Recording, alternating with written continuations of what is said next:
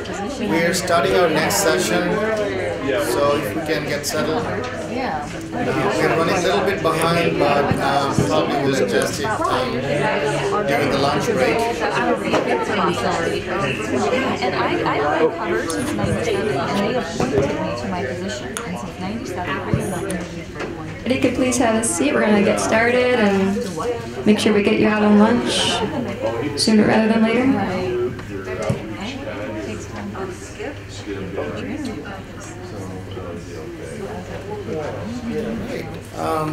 Our next session is about community solar partnerships. We have three speakers. Lauren Christopher, who's the Director of Division of Energy Assistance at OCS. We have Jason Coughlin, Project Leader, National Renewable Energy Laboratory, and Tom Fiegel, Policy and Regulatory Manager, Grid Alternatives. Yeah. I will quickly read their bios. Mr. Coughlin is a project leader at the National Renewable Laboratory. He focuses primarily on how solar projects are financed across the residential, commercial, and utility scale sectors. He has significant experience in particular with public sector solar project financing. Currently, he is leading NREL's participation in the DOE designation program, SolSmart, spelled S-O-L-S-M-A-R-T, an initiative which seeks to assist local governments reduce the soft costs associated with distributed solar installation. Mr. Coughlin has also actively assisted federal entities procure solar installations as well as through the use of third-party PPA and participates in RFP spec development and bid review committees for this segment of the market. I'll skip to our next speaker for the interest of time. Tom Fiegel, Policy Regulatory Manager, Community Solar. Mr. Fiegel manages Grid Alternatives Community Solar Program and leads utility relations and advocacy efforts for Grid Colorado. Prior to Grid, he has professional experience in policy and organizing and has worn a few hats between marketing and utility relations for software and battery storage startups. He graduated from University of Washington Jackson School of International Studies in his hometown of Seattle and completed a master's degree in Europe's Erasmus Mundus program, I guess, with a focus on environmental policy and management. So I'll invite Lauren first to start the session. Welcome, Lauren. Thank you, Ekam. Okay, so just going to talk a little bit about the rules in LIHEAP. So you might recall that our statute is at 42 USC, United States Code 8624, subsection K, talks about weatherization and the 15% earmarking cap for energy-related home repair. Examples that you can use for renewable energy include residential solar photovoltaic panels, solar-powered furnaces, and solar-powered hot water heaters. I should preface this by saying the LIHEAP statute had been amended a while back to be specific that LIHEAP money could be used for renewable energy. And so today we're focusing on solar power in particular, but that's not the only limit to what you can use the LIHEAP money for. But these are a few examples of solar power that are appropriate expenses if you choose to invest in that area. But again, being a block grant program, what do the LIHEAP rules say about weatherization related or equipment related expenses? That they be low cost, that they be residential, and that they be cost effective. We do not define for you what any of that means. And so I know in the past questions have come up, for example, about roof replacements or roof repair. And so that was one example of where we made a clearly erroneous decision that using LIHEAP funds to replace a roof entirely, for example, would be not really an example of a low-cost weatherization or repair expense. But repairing as it's needed for home energy would be okay. Aside from your weatherization line item, if you choose to invest in that with your light heat funding, there's the Assurance 16 line item, which is also optional. We talked about it yesterday. Up to 5% of your funding can go towards that. And we talked quite a bit about it yesterday, so I'm going to move to the next slide and just remind you that you could use your Assurance 16 dollars as it relates to renewable energy and solar power. So as you're investing in energy efficiency education, you can talk about how they can use renewable energy, educate them about the benefits of renewables. You can provide referrals to different programs, grid alternatives, other places where they could try to make investments. I'll also put my plug in for another ACF program, the Assets for Independence program, AFI. It's focused on financial capability, financial coaching, but there's also the match for households that will save regularly, up to 2 years usually, for a specific goal. That could be buying a home, a car, starting a small business, education.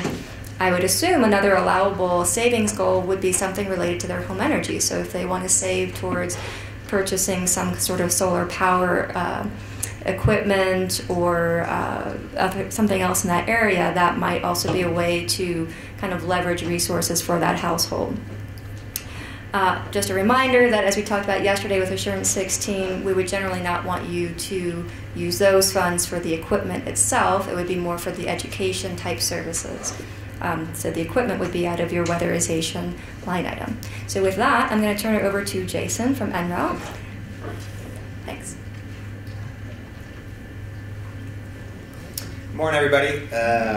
Usually lunch is kind of the tough act to be before, but I noticed that there's flipping in Las Vegas next door, the TV stars, so it's a double whammy on our part as it relates to the competition.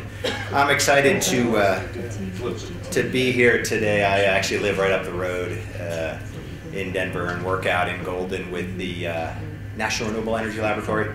You might have heard the acronym NREL. We are a national lab under the U.S. Department of Energy, and we're a lab that focuses solely on renewable energy technologies and renewable fuels.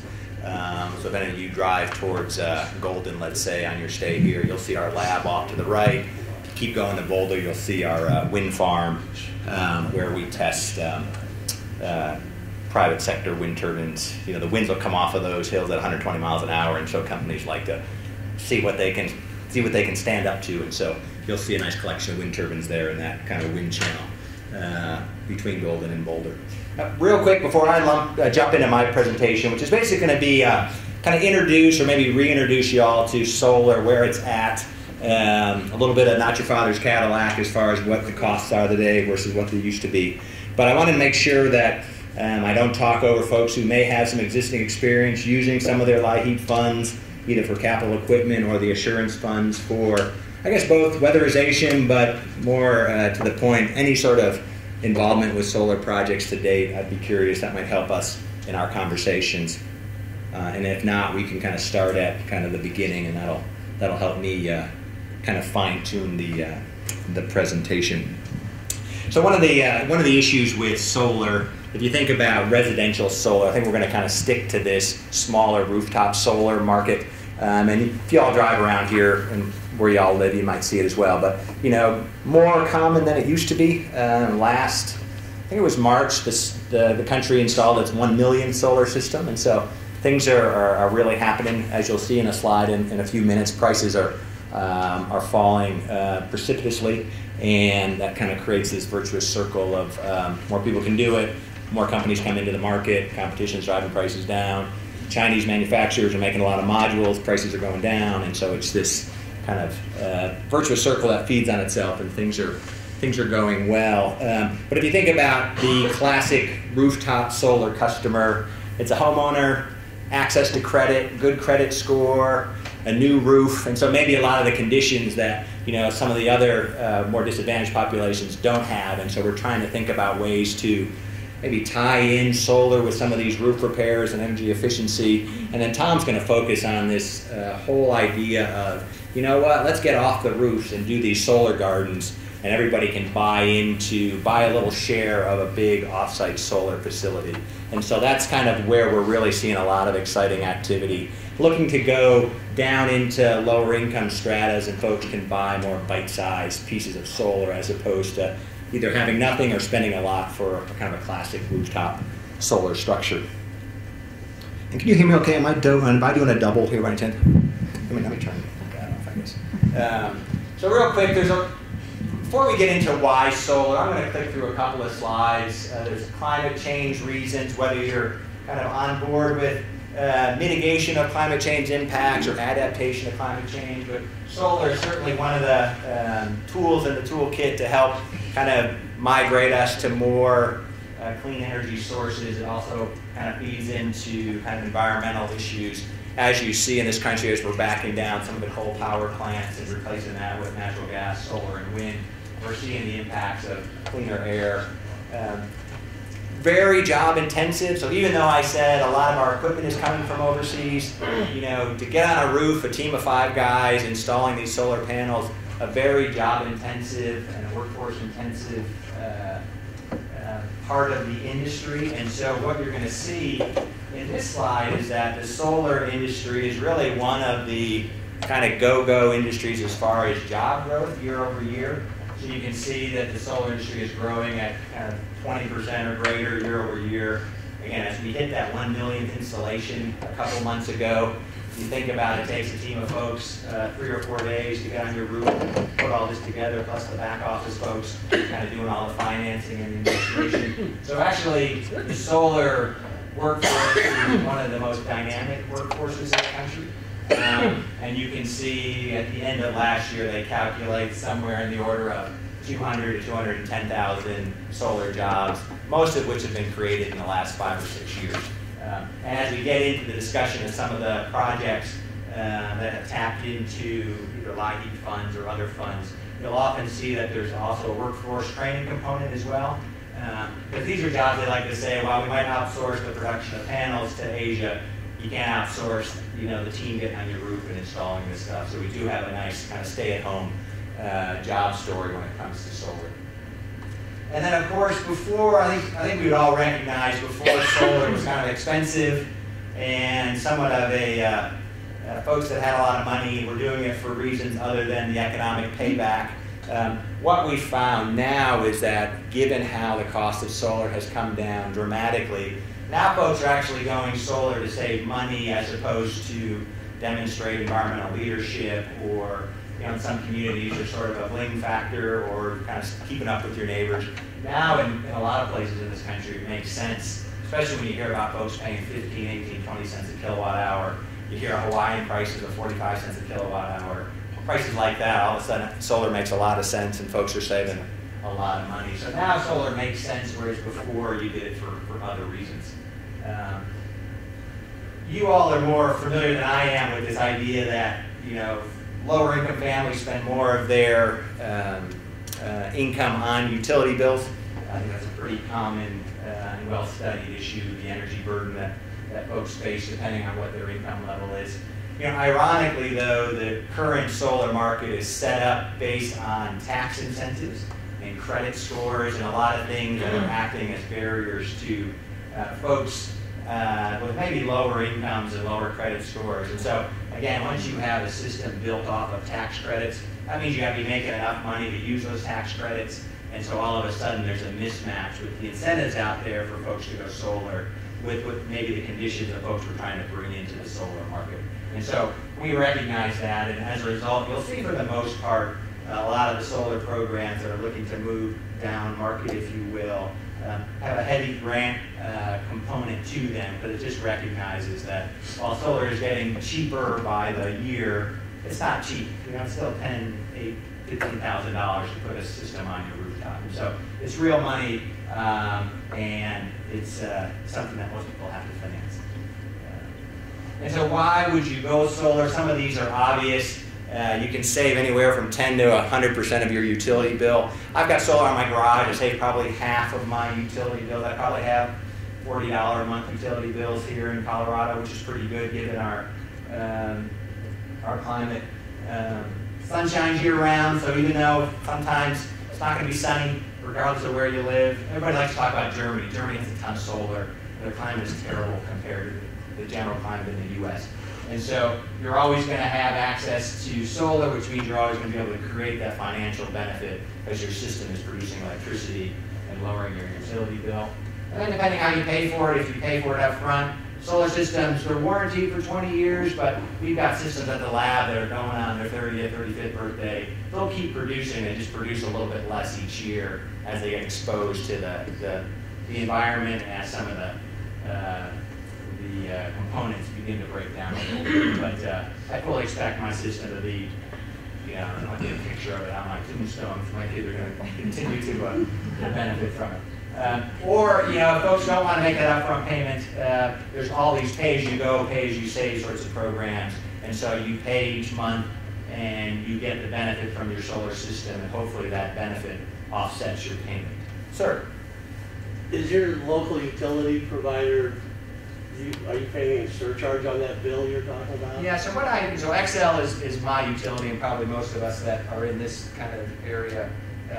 So what happens to me is that I pay my fixed $8 a month, and then there's some other fixed charges. And then all the charges are based on my kilowatt hour usage. So how I save money is, instead of consuming 500 kilowatt hours a month, I only pay for 200 kilowatt hours a month, because that system, it literally spins the meter back. So if I look at my meter when I'm in the backyard on a sunny day, you see it kind of blinking, and it's almost like the old days you put the car on the blocks and spin the odometer back. That's kind of what's happening. So XL doesn't necessarily know that I could have turned off my air conditioner and reduced my utility bill. But from their perspective, wow, Jason Coughlin is only using 200 kilowatt hours a month, so we're only going to bill him for that. I'm really using 500. I'm just kind of generating 250 in the backyard. So that's how my bill works. And so there is a big movement back to maybe a higher percentage. You all may see this as well, as solar becomes less of a thing that very few people do. Now that it's becoming more popular, utilities are like, wow, that is a big revenue erosion issue. To the degree that more people are generating their own power and buying less from the utility. So there is this big discussion nationwide about maybe moving back to utility bills that have higher fixed charges, which I think we would consider, can be regressive. And I think the whole reason we went away from fixed charges to volume-based charges is to incentivize energy efficiency. So ironically, we might be going back to, so maybe I don't keep paying $6 a month fixed and everything else is variable. Maybe they say, and there's some discussions right now with the Colorado PUC, maybe I pay $20 a month and then I have less of a variable component. So we'll see, but utilities it's no longer just kind of the thing that hippies are doing in Boulder. A lot of people are going solar, and all of a sudden it's really making an impact on kind of the revenue line item of utilities. Well, they argue about grid maintenance, right? Grid maintenance and rate equity. Like, my neighbors, they look at my solar system and say, hey, I'm subsidizing your electricity, or turn your air conditioner on, So you get some of those issues. And so now one of the discussions is rate equity, ratepayer justice, making sure that folks who are going solar, who are primarily middle and upper income, aren't getting subsidized by folks who don't have the luxury of going solar. So a pretty hot topic. You'll hear about Arizona, California, Nevada, kind of ground zero for a lot of these battles where there's a lot of solar going in. And then there's a lot of studies about, since they have two houses, one with solar and one without, that house with solar will sell quicker than the one without solar. Pretty small market samples when you read these studies about impacts on property values. One of the things that we're trying to do collectively is get real estate agents to talk more about not only what it costs to buy a house, but what does it cost to kind of operate that house. And so getting your annual utility bills on that MLS statement, and so folks can say, wow, maybe that house with solar costs $5,000 more, but heck, my utility bills are $1,500 a year less. And so in the long run, maybe that more expensive house is the cheaper house to kind of own and operate. So a lot of those sorts of economic issues. Some other benefits, obviously, hopefully the sun is around for hundreds and hundreds of thousands of years. Free fuel, unlimited fuel, clean fuel. One of the things about rooftop solar, if you think about these big power plants, you lose a lot of electricity when you run it over transmission lines from, let's say, southern Colorado up into Denver. And so there is some efficiencies about producing your power on site, and you can eliminate a lot of these transmission and line losses. We talked about local jobs, and that kind of feeds into investment in the So here's kind of the money shot as far as in 1977, solar cost $76 a watt. And to give you a sense, I talk about watts, and Tom will talk about watts and kilowatts. So 1,000 watts in a kilowatt, and most rooftop systems are probably 2 to 6 kilowatts. To give you a sense of when we're talking about these things, what we're talking about. So you think about 1977, $76 a watt. 2015, $2.87. So a pretty amazing collapse in prices. A lot of that, again, driven by offshoring of the production of solar modules, solar inverters. We've kind of run out of room for the most part to see big decreases in equipment going forward. But lots of money now is being saved on processes, enhanced competition, profit margins are falling. And so now that you can install at $2.87 a watt, that all of a sudden looks real attractive when you calculate that into what am I paying per kilowatt hour versus what I'm paying for my utility. And it has led to that 1 million installation that I talked about previously. And the industry continues to grow 15–20% a year. It kind of begets itself, right? As more people do it, more people do it. So the DOE and the Sunshot Initiative, what I'm a part of, the whole goal behind the Sunshot Initiative is try to drive down the cost of solar so that it's competitive with other sources of energy, kind of unsubsidized. And so we're trying to get it down to that 6 cents. You'll read about some projects in Texas that are 5–6 cents right now, but those are subsidized prices, so they're probably more like 6.5–7 cents. But we're getting there, getting pretty cheap. And then interestingly enough, when you think about, in the United States, when you're going to build a new power plant, wind has been kind of the #1 power plant over the last couple of years. Then it was natural gas and solar. Last year, solar kind of leapfrogged natural gas as far as kind of new construction. Obviously, there's some issues and some struggles in the natural gas and oil industry. But all of a sudden, if you're looking at new production, it's either going to be natural gas, wind, or solar. I think kind of coal and nuclear are being sidelined for a host of reasons that we won't necessarily get into. As I mentioned, this thing is driven primarily by tax credits. You get a 30% tax credit. So if you go out and put a solar project on your roof and it costs you $10,000, that next year you can get a $3,000 tax credit. And so in my case, there was utility rebates and things like that, and I had it was a $2,700 tax credit. And over a couple of years, I was able to kind of reduce my taxes. You can carry it forward 20 years or carry it back.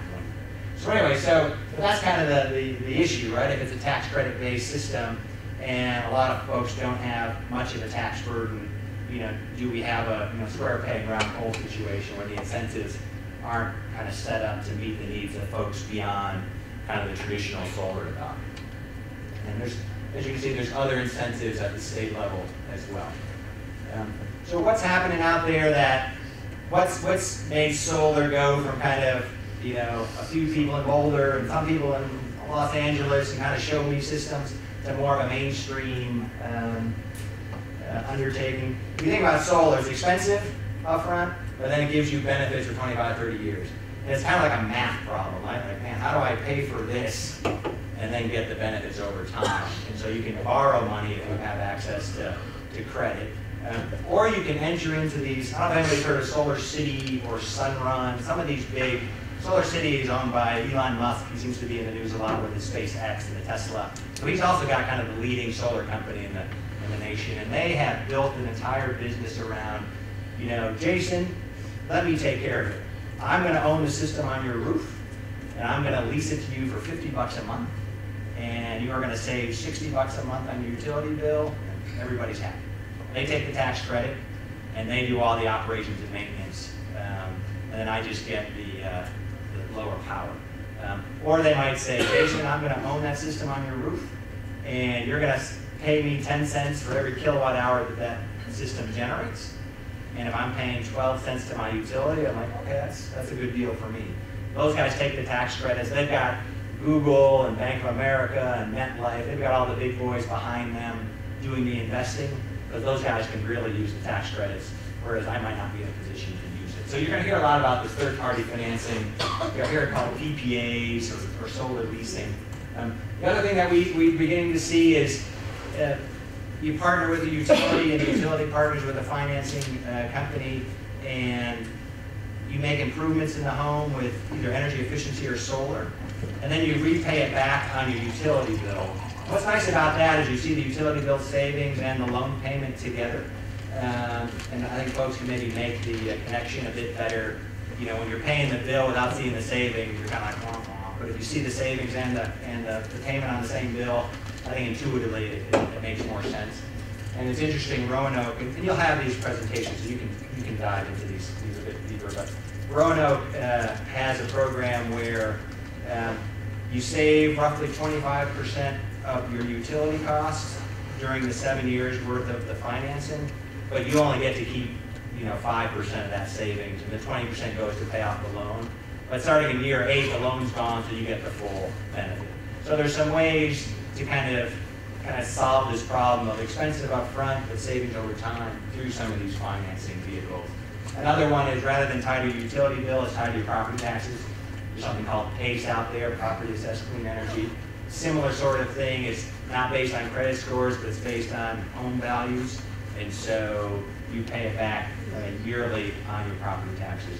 And you can deduct the interest from your income taxes as well. So all sorts of kind of creative financing out there to solve this kind of expensive purchase with 25, 30 years worth of savings.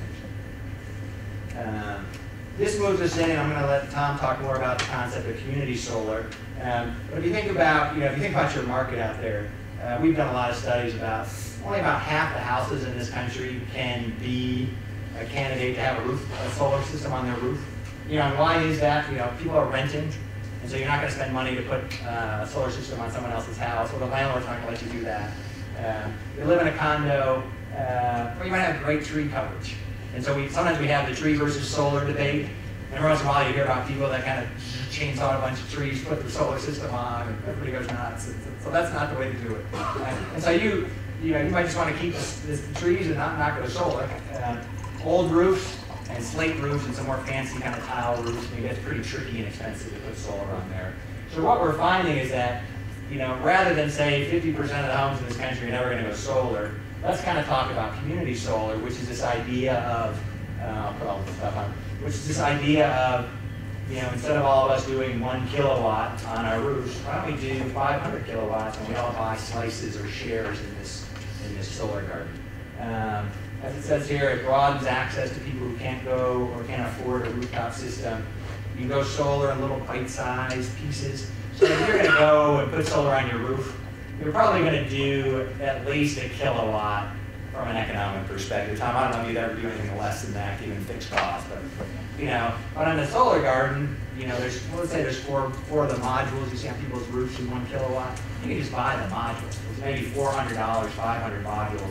$500, you can buy the module and maybe grow into more solar, but you don't have to. It's not all or nothing. You can kind of go smaller benefits, but smaller costs up front. And oftentimes you'll see, this is a friend of mine at work, Jenny, she's in a solar garden in Golden. You have this signing your panel ceremony, and she got captured with her picture of her baby, so now she's in all the literature. She's a bit embarrassed by the picture, but I keep using it. So, and so you can, I don't know if anybody remember, I remember growing up and remember the Saturn car commercial? And everybody would go and they would picnic at the Saturn dealership or the Saturn production facility. And it's kind of like this. It kind of creates that, we have this big rooftop, big community solar inauguration, and then folks can go visit their solar garden with their neighbors, I guess is one way to put it. DOE sponsors what's called the National Community Solar Partnership. That brings together both federal agencies, solar developers, community organizers and advocates and organizations, trying to push this model forward. We have solar gardens. Tom's going to talk about some other interesting Colorado activities. Colorado does have solar garden legislation here, and one of the features of the program is that 5% of every solar garden has to go to low-income families to get approval. And so the solar developers work with, I'm not sure if many folks are in this room from the Colorado, either Energy Outreach Colorado or the LEAP program. Oh, okay. So you all are actively kind of, as I understand it, to participate in a solar garden, the developers have to work with you all to identify candidates, or you have to be a client of energy outreach. Yeah, I think energy outreach will be having a partnership. Yep. Yep. And that's one way we see where maybe it's not direct financial assistance in the program, but partnering with organizations to help identify kind of folks that could participate in these community solar gardens. I have heard from solar developers that 5% of every solar garden is the toughest 5% to find, and end up having to give that away a lot to be able to get approval. But then you find that, okay, what's the kick? What are you giving me away? So then they even get resistance to free solar. I was talking to the folks at Denver Housing Authority, and they've got a solar garden, and they had to go knocking on doors, like trying to convince people, free electricity, free solar, we need the 5% to get approval. And they said it amazed them, just, folks are so skeptical about kind of free stuff that sometimes they can't even give it away. And it's an interesting conundrum for these solar garden developers. So I'm just going to click through. I know we're short on time. There's a lot of programs out there which are combining like ratepayer funding and other donation models, or ratepayer funding with the tax credits. DC has that program where they actually go and give away free solar systems. They try to do 80, I think they said 87 last year. I think they have money for 140 this year. And they work with different community organizations to try to identify which families or which kind of multi-unit housing can benefit the most. That's where knowledge from folks like yourself can help maybe direct where some of these things go and make sure folks truly qualify for these kind of free installations. Tom's going to talk about the Colorado scenario. Massachusetts, they're kind of focused more on low-income organizations that work with low-income populations, and they're doing a lot with solar hot water versus solar electric. And one of the ideas, too, is if you can help an organization save money on electricity and heating bills, they can plow those savings back into their programming. Minnesota as well, skip through it. So now we talked about at the beginning of the presentation the ability to actually use LIHEAP funds. As I understand this slide, the weatherization carve out is 15%, and you can go up to 25% with a waiver. California is the one program everybody points to for use of LIHEAP funds. They did a pilot a couple of years ago, took $15 million of LIHEAP monies, combined it with California utility monies, and had a goal of doing 500 houses. And they ended up doing almost 1,500 installations on both single-family homes and multifamily apartment buildings. And they ran the numbers. On average, those dwellings were saving 80% on their utility bills. So that's one of the concrete examples of using LIHEAP. And from your perspective, as I understand, I'm just ramping up on kind of the LIHEAP technicalities, but it seems like you can use LIHEAP funds to co-invest in these projects, or use that assurance funds to help maybe partner with and administer projects, or simply just use your infrastructure to help other programs identify folks that could benefit the most from solar and meet the AMI criteria that we manage. NREL and HUD both have access, both have offer information and resources. We actually have a program where we'll kind of help work with folks who are interested in thinking through these issues. I've actually got a little Survey Monkey card I'll leave if you have any questions or think you could use some help or just want to kind of have a strategy session. Just go there and fill it out, and myself and my colleagues can help you think through, does this make sense for y'all, how would it work, get you some more examples and contacts and case studies. So that's my contact information. Call me, email me, and sorry I'm running a bit late, but just wanted to let you know that solar is getting more affordable, and now it begins to make sense from a utility bill savings, whereas up until now we had historically thought of it as kind of a luxury item as opposed to actually a cheap form of electricity. So thank you very much, and I'll turn it over to John.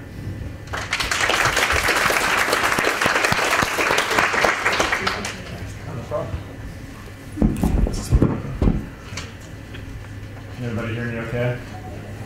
Okay, great. Well, thanks, Jason. Great presentation.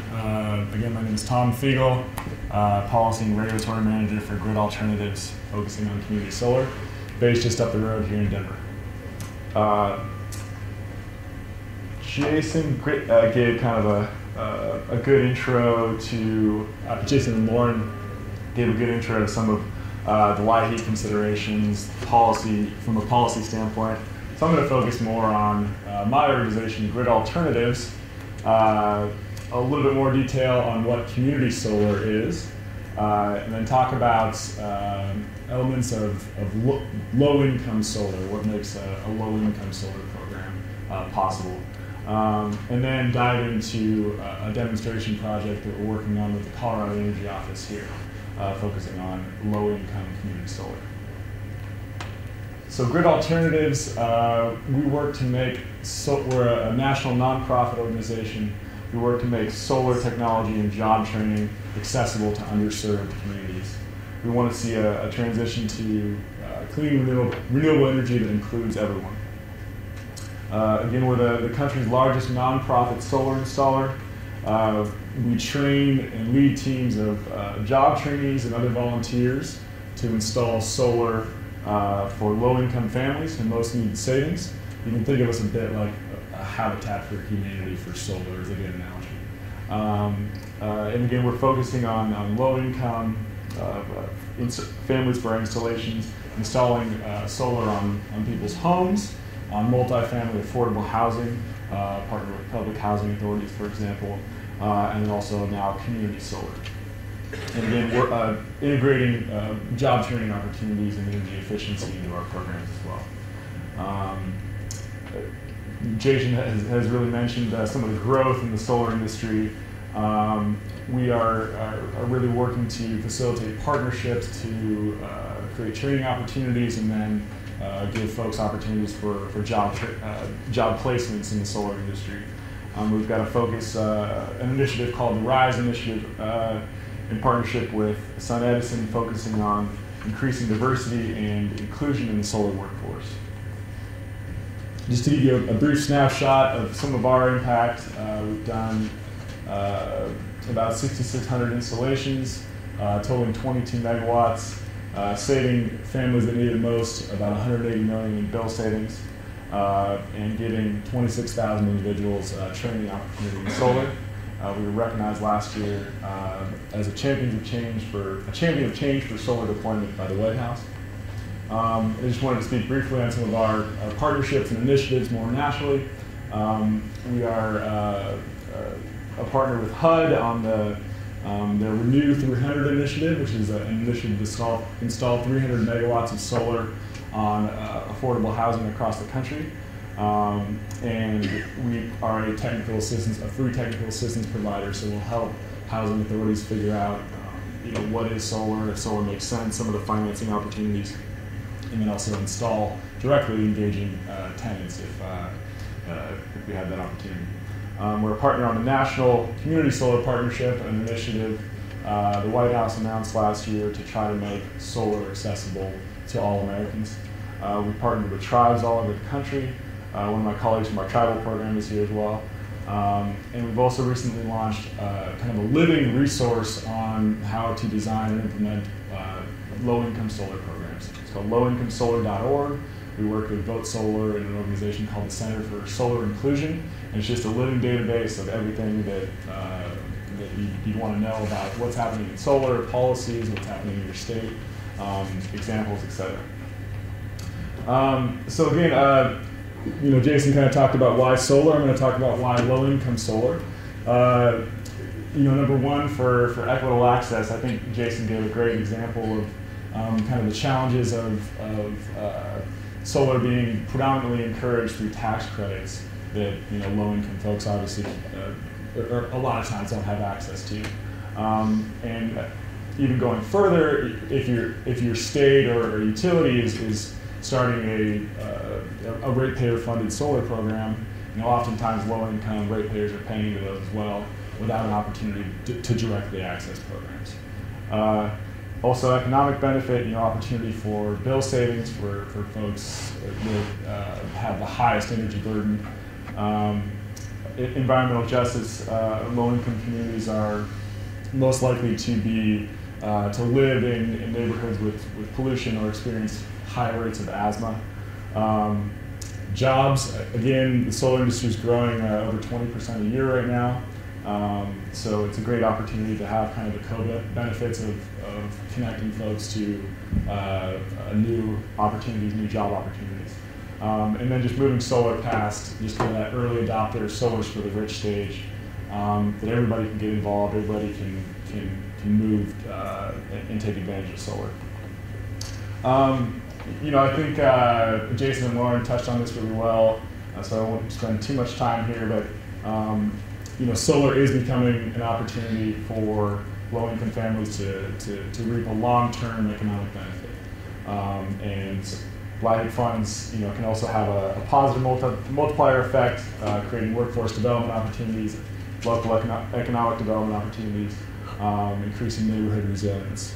So LIHEAP is becoming, LIHEAP and solar is becoming a great opportunity to provide energy assistance and opportunity and other co-benefits for low-income communities.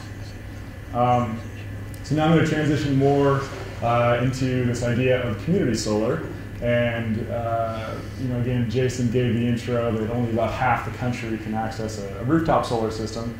And community solar is this idea of having a larger solar array offsite that people either own or subscribe to panels into, and you're getting a credit on your utility bill just as if that system was producing power on your roof.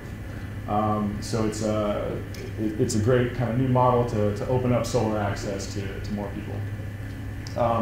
Community solar programs are started both from the state level through policy. Colorado is the first state with a statewide policy. There are now 14 states in the District of Columbia with community solar policies, but also directly by utilities. About half the programs that start are just a utility saying, hey, I want to offer my customers a community solar program.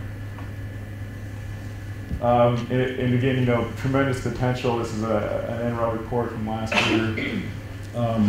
That solar, community solar has the potential to double the current distributed solar market in our country. So tremendous growth potential as well. But then coming back to the tagline of making solar accessible to all, is it really you still have to have an upfront capital to be able to participate or the appropriate credit score to qualify for a lease. So it's important to think about low-income program design. Just as if you're going to operate a weatherization program, a low-income weatherization program, it's the same way. You need a differential low-income program design and folks that are going to implement that program as well. Some of the elements that we've seen for a successful low-income solar program, they're cash flow positive from day one. Removing financial barriers, consumer protection focused on benefit, maximizing household savings, multilingual, multicultural marketing, incorporating co-benefits, complementing programs, existing weatherization, energy efficiency programs to provide kind of a comprehensive benefit, and working with mission-aligned partners that have experience with outreach to low-income communities. And then also creating those co-benefits, that job training opportunity as well, is very important. So briefly, this is how Grid Alternatives is working in community solar. We're the first developer of community solar gardens that are exclusively dedicated to low-income customers. We've got 125 kilowatts in operation and almost 3 megawatts under development. Here in Colorado. We're implementing the low-income community shared solar demonstration project. I'm going to dive into a little further here, helping housing authorities look at how they can get involved or actually do their own community solar projects to benefit their tenants and operating costs, and then partnered on the National Community Solar Partnership. And we're implementing, this is how we build our projects in this kind of big, we call it a community solar-thon. So we're doing this all in a barn-raising model where we're bringing out some of the families that are going to benefit from the system. We're bringing out community members, volunteers. It's a good way to get people involved, but also because that system's not going to be on their roof, to make sure they have a connection to where that system is. how it generates power. If they want to get involved in the actual installation itself, they can. So now I'm going to dive into the Colorado Energy Office's low-income community shared solar demonstration project. This was launched last year. We were chosen to implement the project statewide on behalf of the Energy Office. It really just kind of to frame this high level, the state has run, the Colorado Energy Office has run a statewide weatherization assistance program, and predominantly energy burden in Colorado is roughly split between the gas and electric side of the meter. The weatherization assistance program has predominantly impacted the gas side of the meter. And the CEO of Colorado Energy Office wanted to see if a low-income community solar program could complement that weatherization program to provide impact on the electric side of the meter and kind of a more comprehensive low-income energy burden reduction in Colorado. So we're setting up projects with utility partners. The first focus of this project focuses on rural areas of Colorado, so kind of by design, cooperative municipal utilities. The second phase will focus on investor-owned utilities. Here are the first partners that we're working with. Again, mostly co-ops in western Colorado. And essentially what we're doing is using some of the state dollars that they put into this program to bring in utility investment to projects, integrate an on-bill kind of payment where low-income members of those utilities, low-income ratepayers, don't have to pay anything up front. They can help to the cost recovery over time. But in the way we're setting up projects, they're still seeing a savings of an average between 30 and 50% on their bills to how we're able to set up programs. So I want to talk about kind of an early lesson learned that we're seeing with this project, that we've really been able to bring in additional utility dollars into these programs at about a 2-to-1 ratio of what the state dollars have put out. And so, complementing some of that state investment, utilities are willing to, we're essentially using those dollars to kind of bring that per watt solar cost down to the utility to a point where they'll either finance it directly or they can go out for financing of the project, and then setting it up so their ratepayers can help with that cost recovery on bill. But utilities have been motivated to, in our experience so far, to go solar for a number of reasons. There are state requirements for solar, so they have to meet policy goals anyway. There's kind of sometimes they'll have internal goals for offering solar to their ratepayers. They like the PR opportunity or community engagement opportunity of these projects as well. But also just to say, hey, if we're going to do solar, let's do projects that will benefit the ratepayers that need it most. And so there is, that really has been a sticking argument. A lot of our utility partners have said, hey, well, let's do these programs that are going to benefit the ratepayers that need it most. And then there's also an opportunity to recover costs through on-bill financing. So just to kind of wrap up how we're setting these projects up, we actually usually go through existing weatherized clients to qualify for these programs. So we make sure that they've already had as much consumption reduction. They go through energy efficiency training with our staff as well for more tips and steps that they can take to reduce their consumption.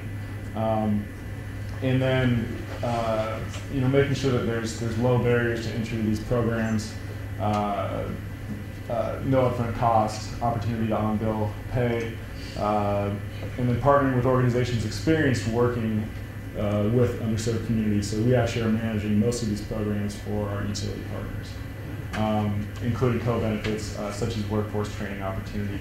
And a lot of times, the branding has been very helpful as well. Some of the challenge, for a third-party operating program that's offered to utilities ratepayers is that they may not trust. You heard that issue of trust with the Denver Housing Authority that I guess even if that was THA knocking on the door, they didn't trust. But a lot of times we're branding these programs as the utilities, and even if they don't like the utility, they know where it's coming from, and they'll say, hey, well, this is kind of cool, or, I'm able to be offered this type of a service. This is the San Miguel Power Association program, which is down in southwest Colorado, and they call it their IQ program, so they're income qualified programs, and if you go through the weatherization program, you can then have access to this community solar program.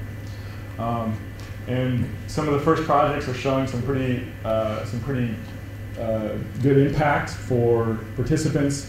One of our first projects, we were able to achieve an average electric bill savings of 50%. So just to wrap everything up, low-income solar programs can provide households with a long-term economic benefit, cost stabilization, and savings for the system's lifetime. Solar systems last for at least 20 years. LIHEAP grantees can utilize LIHEAP funds towards solar projects benefiting low-income households. As Jason mentioned, costs are really coming down to a point where that is starting to make sense. Solar can complement LIHEAP-funded programs, such as the weatherization program in Colorado, to deliver a more comprehensive energy burden reduction. It can also provide, again, a long-term investment. And community solar, in our experience so far in Colorado, presents an opportunity to bring additional utility investment into low-income assistance programs. So programs can be designed to reach low-income families in all type of housing arrangements under comprehensive strategies, integrating co-benefits like energy efficiency and workforce development. And I'll wrap it up there. Again, I want to refer you to our low-income solar policy guide. My contact is below. Please reach out if you have questions, and thank you very much.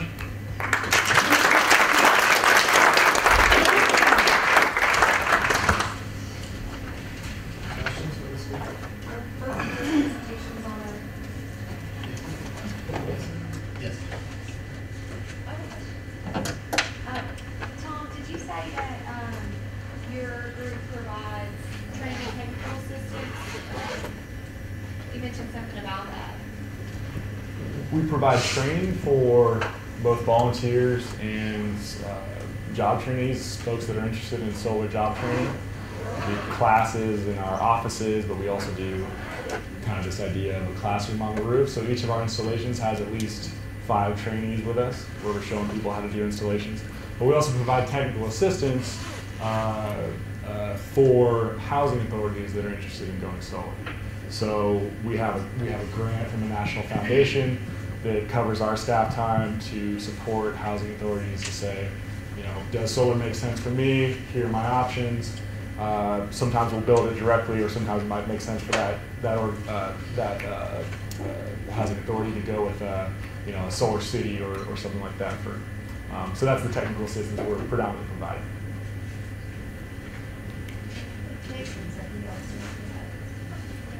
Yeah, and so I said, what I'll do, I'll go out for lunch, I'll leave that little survey monkey card on your desk, and if you want to go in and kind of questions you still have with regards to Tom or my presentation, and maybe some areas you think you could use some support on, just fill that out, and we can kind of start kind of talking. I just wondered, I wondered if there were ever issues with the placement of the community solar gardens and how the equipment is protected over time. Just some things about the physical aspects of it and how people feel about it and how it's secured. Sure. So we have, in the projects we're working on, there have been pushbacks to solar systems in some places, in the projects we're working on throughout Colorado, in some very rural areas as well, some more urban. We haven't had any issues. Mostly we're siting on utility land or sometimes close to a substation. Areas that aren't really going to be too that are close to population centers, but really aren't going to block anybody's view that if they They've park already got or a something. substation there. Yeah, exactly. And that's the good thing about solar is you can look at brownfields, and you can look at areas that aren't developable, which is a good strategy for solar to say, hey, what else can we do with this land? So, no major challenges in Colorado yet, though, for siting. Cap landfill is another big one. Yeah. Does Colorado's community solar gardens employ a long-term subscriber business model for subscribers of the solar panel? A lot. You mean the term that you're actually participating in the program for? Well, you need to, you have people signing up to be part of a community solar garden. Yeah. Right? Aren't those long-term, is the business model to have a long-term? Yeah, so most So it's like 10 or 20 for-profit years. developers are signing 20-year agreements, which is typically how their financing is arranged. The customer can opt out if they leave the service territory, usually without a charge. Sometimes if they want to leave the program, there will be a charge to actually to stop participating. But usually they're signing an agreement that'll satisfy their financing requirements. Our programs, when we're setting up directly with the utility, you kind of have a little bit more flexibility. We're doing anything from 2 years to 10 years for program terms. So it's kind of, depends on the program. And oftentimes you have waiting lists, and so a lot of times when you stay within territory. One of the beautiful things about community solar, I can move all over XL territory and still keep I just change my account number. That's a benefit over a rooftop solar. But oftentimes, you'll see that the things fill up pretty quickly, and all of a sudden there's a 40-person wait list. So if somebody moves out of town, they can sell it back to the solar garden, who then gives it to the next person in line. And they pay a prorated cost because it might be 2 years into a 20-year installation. Is that how it works for public housing? How does it work for public housing? And when is the best time to interact between the solar organization and the public housing organizations? Is it consistent operate with HUD institution? How does that process?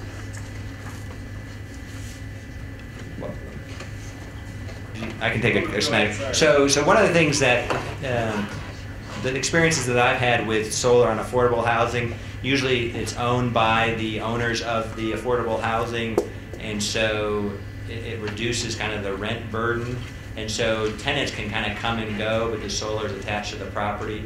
I am kind of getting kind of schooled on this concept of, depending on if you're on a utility subsidy structure or a combined structure, you have to kind of adjust it, because if you show utility bill savings in certain environments, then the next year you get less money for paying utilities, and so that kind of defeats the purpose. And so the experiences I've had is that the installations are on the public housing facilities, attached to the meter, if you will, and then people can come and go and get the benefits. And Tom, I don't know what your experience is. Yeah, it's definitely, HUD is actually starting to align incentives in some ways more with encouraging solar, encouraging energy efficiency. But now it's still predominantly just easier in general and more common to do solar benefit in common load for housing authorities. So you're saving operating expenses. They are sometimes they'll say, okay, we're going to directly put that into something for our tenants, or they'll just say, this is saving our operating expenses, and we can provide more affordable housing. You do see folks combining two low-income housing tax credits and solar credits, so all of a sudden you have this kind of tax credit kind of plethora of benefits, and solar gets pretty cheap when you kind of layer those both in. I have a question. You mentioned, actually you showed on a graph, dramatic reduction in prices of solar panel. On the other side, has there been any discussion with utility companies so that they can start their own solar project and provide solar electricity over the grid? Has Yeah, so you see utilities. So some utilities are actually owning rooftop, like in Arizona Public Service. They've decided to go out and actually pay homeowners $30 a month to rent their roofs, and they're installing solar in the Phoenix area, and they use that as part of their generation mix. Usually when you see utilities going solar, it's going to be the big solar farms, you know, in southern Colorado, Texas, Central Valley, California, and those are going to be a couple hundred megawatts. And those, when I talked about getting those 5, 6, 7 cents a kilowatt hour power, that's where you see utilities. So utilities tend to kind of coexist with what we call distributed generation. That's the rooftop installations. But when you do see ownership, it's going to be those big projects. And a lot of times they don't even own those. They're signing a power purchase contract and buying that power. Just like they might buy power from a natural gas facility or a coal facility, you've got companies that are out there selling power, and solar is one of the big ones. And you might have heard there's some different kinds of solar. You read about the birds catching on fire on that facility in California. That's kind of a different sort of solar than what we're talking about. Kind of the rooftop, set it and forget it, no moving parts is kind of where the industry is sort of gravitating to, although there is some other types of solar out there. What's the follow-up question? So if I'm a low-income homeowner and I would like to install my own solar panel, on average, roughly how much would it cost? Well, if you're going to say if you own your own home and you want to install 2 kilowatts, depending on what state you're going to be in, that's probably going to cost you $6,000, $6,500 maybe, before the tax credit, assuming you could take the tax credit. If you can benefit from the tax credit, basically take 30% off of that. So maybe you're talking, you know, $4,200, $4,250 to buy that system. And that'll probably pay itself back depending on where you live in 10 to 15 years, 8 years if it's higher utility rates, more if it's cheaper utility rates. But even that's a lot of money, and so a lot of times, you know, I can talk about that and everybody says, well, that's crazy. And so that's why we look for programs that Tom's involved in, and because there is kind of a reality check, right? I mean, even if it gets cheap, it's still $5,000. If you think about your priority of expenditures, solar might not be at the top. And so you look for some of these partnerships to, maybe you don't do that, maybe you do $500 in a solar garden, or $200 in a solar garden because you've worked with Tom's group and you kind of helped the installation side of it. So, but we're still talking kind of used car numbers is how I like to talk about it. You know? Any other questions? Just one. Do you ever partner with, you mentioned Habitat for Humanity, that you're sort of the solar version of it. I mean, that seems like a perfect fit to me for this. Yeah, we've done a lot of installations in Habitat. We've done whole neighborhoods before. Cool. Mostly in California, though, where we came from originally.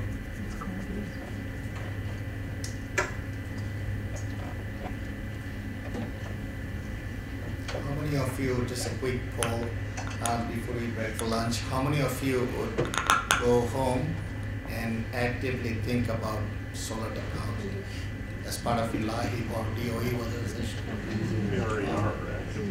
Thank you.